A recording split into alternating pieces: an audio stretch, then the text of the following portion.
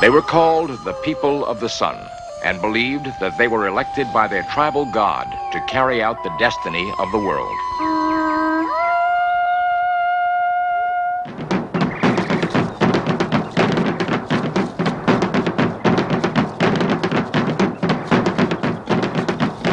Guided by this religious imperative, the Aztecs fought their way to domination of the Western Hemisphere. They exacted tribute from over 30 other city-states. In 1519, ruled by the priest-king Montezuma, they were at the zenith of their power. But on April 22nd of that year, a small army of 508 soldiers, led by Conquistador Hernan Cortez, landed on the shore of Mexico. Why did Montezuma refuse to fight this enemy that would ultimately imprison him and change the face of the New World?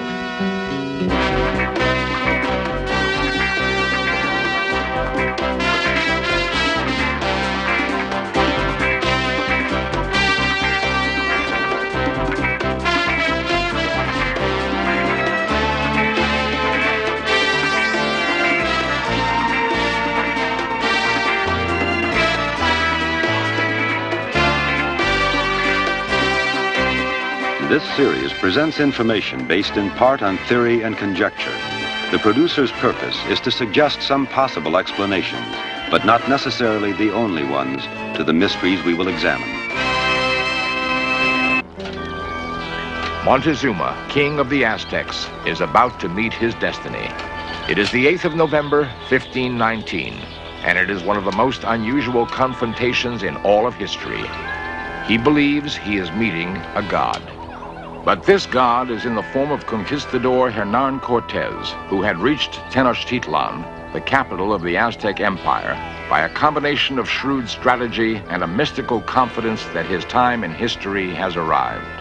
At his side is the Indian woman known as La Malinche, who is his translator and a key to his understanding of the Indian people. Today, in the center of Mexico, workers are uncovering the great temple of the Aztecs. The site was discovered by chance in 1978, and both as a structure and as a symbol is the most important single site in the Aztec world. Dr. David Carrasco is a professor at the University of Colorado. The Aztecs lived in the north, in a place called Chicomostoc, or the place of seven caves, and there, their god Huitzilopochtli appeared to the shaman priest in a dream, telling the priest that he should move the people to another location, and that location would be marked by an omen in the landscape. And there they were told that if they built their city in this place, their city would be the queen of all of the cities in Mexico, to whom people would come as one supreme among all the others. It was at this very spot that the Templo Mayor was built. The remains of the temple and the few other artifacts that survived the conquest tell us of the awesome power of the Aztecs. Since religion was at the core of their society, their pyramids were built on a scale more fitting of gods than men. The Aztec calendar was invented by priests who were well versed in astronomy, and it was remarkably accurate. More accurate, in fact, than the Roman calendar we use today.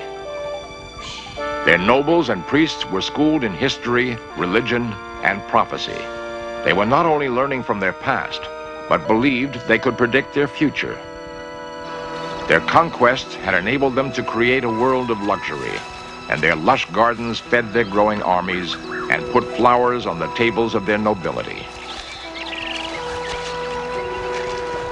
The primary sources that we have depict Moctezuma II as a highly sensitive, very spiritual, and deeply concerned Tlatoani, or king, who had a very close relationship to the major deity of the Aztecs, Huitzilopochtli. He carried the influence and the power of Huitzilopochtli in his own heart. He was the spokesman for this great deity. The Aztecs had a cyclical concept of time. Every 52 years, a new cycle began, and the gods had to be appeased at these crucial periods to assure the continued prosperity of their civilization. The year 1519 was the beginning of a new cycle, and there were ominous signs that their world was in danger. The Aztecs tell their story of the conquest in a very unusual way. They begin their story of how their world came to an end by telling not how the Spaniards first came to their land, but by telling that there were omens in the sky, signs in their own heavens, which indicated that their world or their cosmos was coming to an abrupt and violent end. The first omen that appears is a rip in the sky which bleeds drop by drop onto the Aztec world, celestial influences. The second omen is a thunderbolt which hits and burns down the temple of the great god Huitzilopochtli. A number of omens follow which indicate that the Aztecs understood their own collapse as originating with celestial influences, not the presence of Spaniards. The final omen was the most frightening. One night, throughout Tenochtitlan, a woman's cry was heard. My children, we are lost." It came from everywhere and from nowhere, and the people were afraid. It is an eerie fact that the arrival of Cortez was foretold by the Aztec prophecies. Irony and coincidence played instrumental parts in the collision of these two great cultures. It was as though some guiding force had arranged the elements of this great drama, which the characters then acted out. We have records of this historic event in a personal account written by Bernal Diaz, a soldier in Cortez's army, and in the colorful picture writings of the Aztecs themselves. Both cultures seem to confirm the warning of the omens. But Professor James Lockhart has a different interpretation. The omens tell us mainly what the Aztecs, or the Indians of that area, were thinking many years after the conquest. Most of the ones we have are a generation or generation and a half. They're their attempt to explain what happened. And the kinds of things that we have, astronomical phenomena, strange animals, and the like, are part of a standard repertoire that these people often use to explain bad things that happened to them after the fact. Cortez was totally unaware of the Aztec situation when he approached the shores of Mexico. His main concern was keeping his expedition together, and to prevent desertion, he burned his ships after he was ashore. The great god Quetzalcoatl was prophesied to return on the very day that Cortez lands, and Montezuma has his people watching the coast in anticipation of this momentous event. A messenger brings him drawings of these beings, and the light-skinned, bearded figures are frighteningly similar to the traditional description of their god. Montezuma is overwhelmed and afraid to receive this mythical being, but also afraid to arouse his anger by keeping him away. What hand was guiding the Cortez expedition to land on that exact day? The mission was nearly aborted many times. Even as it got underway, conflict and uncertainty made it doubtful whether it would ever reach its destination. Yet, Cortez's sense of destiny pushed him on, ironically fulfilling the Aztec prophecy. Who knows where or how the Quetzalcoatl legend originated? His image was on every temple in the empire. The more fantastic theories see in Quetzalcoatl an Irishman, Norseman, or even Atlantean, who had landed on Mexico's shore in some ancient time. Quetzalcoatl was important because he ruled a magnificent kingdom, a magnificent city-state in which there was abundance, harmony between the gods and human beings, agricultural stability. But at a certain point in the golden day of Quetzalcoatl's kingdom, he had to leave, but he promised to return one day and restore the abundance and stability of this marvelous situation. It appears from the primary sources that we have that when the Spaniards began to march inland in 1519, led by Cortez, that the Aztecs, and especially the Aztec king Moctezuma, interpreted the presence of the Spaniards as the return of this king Quetzalcoatl. And he investigated this identity in a number of ways. First of all, he sent out some representatives to paint pictures of Cortez and the Spaniards so that these pictures could be brought back and compared with the pictures that they had of their own Toltec ancestors. Secondly, Moctezuma sent out food to see if the Spaniards would eat the Indian food, would recognize it. Were they indeed human beings, or were they other kinds of beings, or were they some sort of combination of beings, human beings and supernatural beings? Many of the Indians near the coast do not share Montezuma's reverence for these intruders and want to drive them out. But their fighting methods are no match for the Spaniards.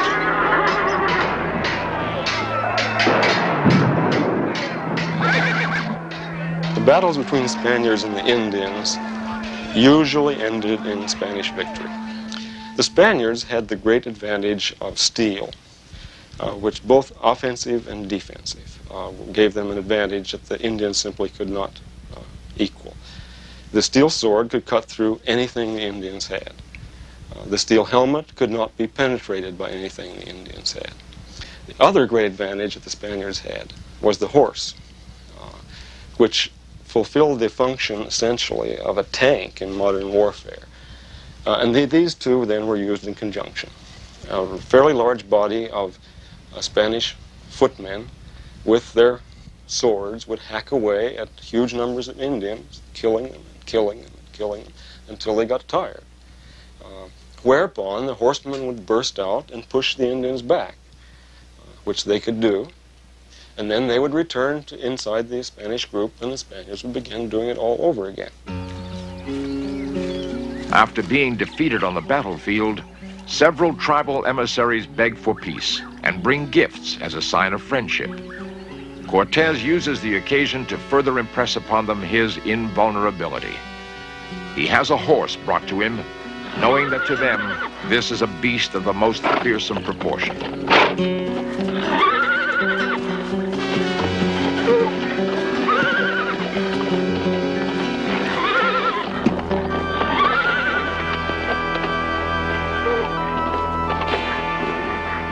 He is quick to take advantage of the moment.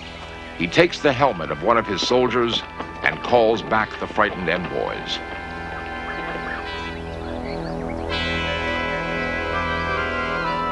He then commands them to take the helmet to Montezuma and have it filled with gold.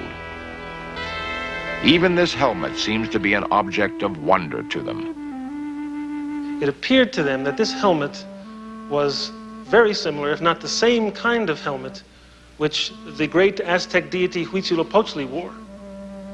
We're told that the helmet was taken to Moctezuma, and when he saw it, he marveled at this possibility, and in fact compared it to the helmet which was associated with Huitzilopochtli, and was very impressed by the similarity, and in fact afraid.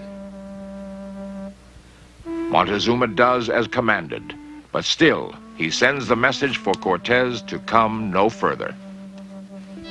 At the heart of the Aztec belief system was fear. Fear of the apocalypse, which would inevitably come and annihilate the tribe. The function of the Aztec priests was to postpone this apocalypse as long as possible. And this could only be accomplished by pleasing the many gods with the hearts of human sacrificial victims. There are Aztec myths, Aztec stories, which tell that the Aztec city itself, the great temple of the Aztecs, was created as a result of the sacrifice of deities. These stories of sacrifice of gods became the models for the ritual system and the ritual processes of the Aztecs themselves. That is, as the gods had sacrificed themselves to give life to human beings were asked to sacrifice other human beings, which was understood to feed the deities and regenerate the world.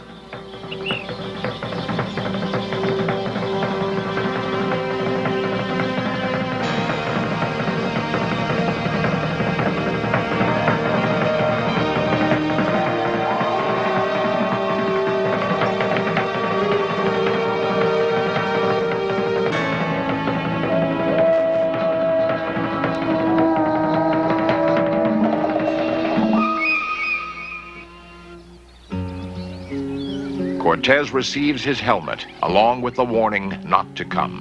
One of the other tribes is more emphatic. We are going to kill these who are called gods and offer them up for sacrifice. Cortez gathers his men to pray for good fortune and strength against an enemy that outnumbers them more than 1,000 to 1.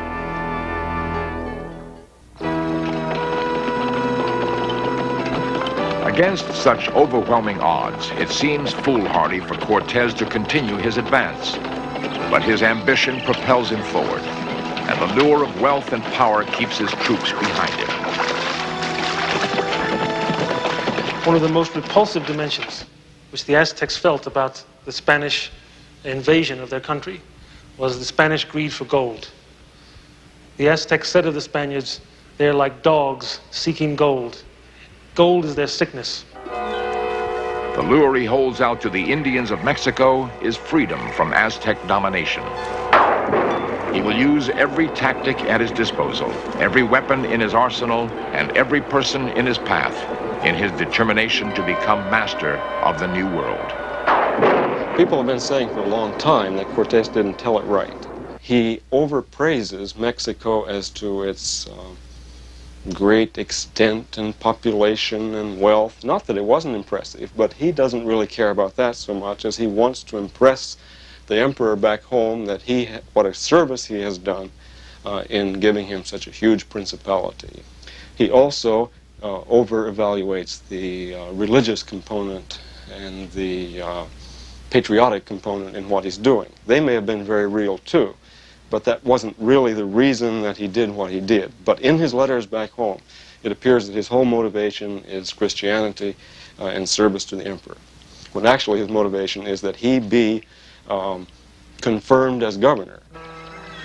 Even after consulting with his gods, Montezuma can think of nothing to avoid the impending disaster. Cortes is invulnerable in battle and immune to magic spells. He certainly must be a god. It was ages ago that Quetzalcoatl was driven out of the land by a rival deity, and now with his return, there will be a clash between the two powers that will do incalculable damage. As the Spaniards were approaching the Aztec capital of Tenochtitlan, they expected to see something magnificent and great, because they had heard about Moctezuma's great city, the great temple of Tenochtitlan, and the mighty power of the Aztec nobility. When they entered the city, what they saw was even much more magnificent.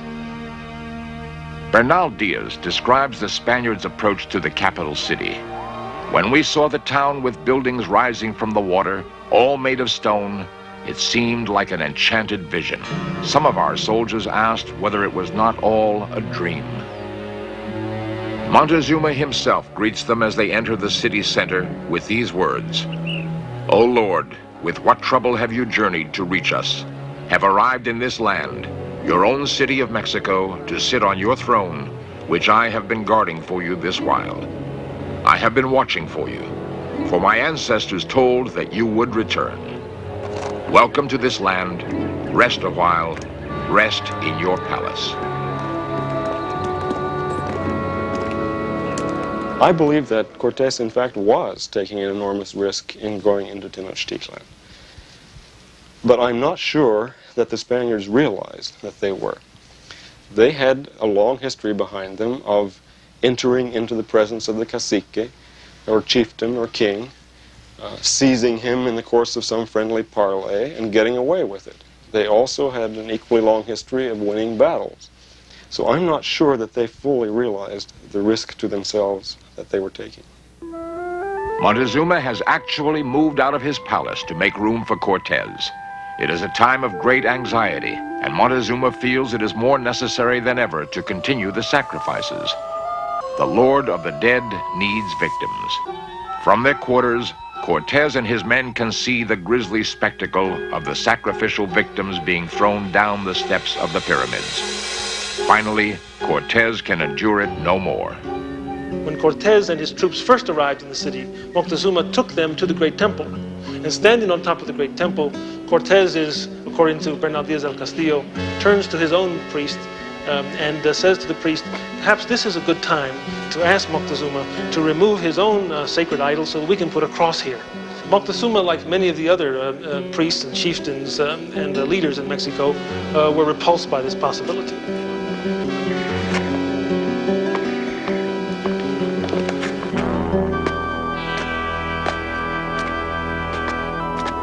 The presence of the Spaniards is causing conflict among the Aztec leaders. Rumors of uprising are heard throughout Tenochtitlan. In a desperate attempt to avert disaster, Cortes takes Montezuma prisoner. This is a bold maneuver while in the heart of the Aztec Empire, and to further assert his power, he displays the bound king to his people.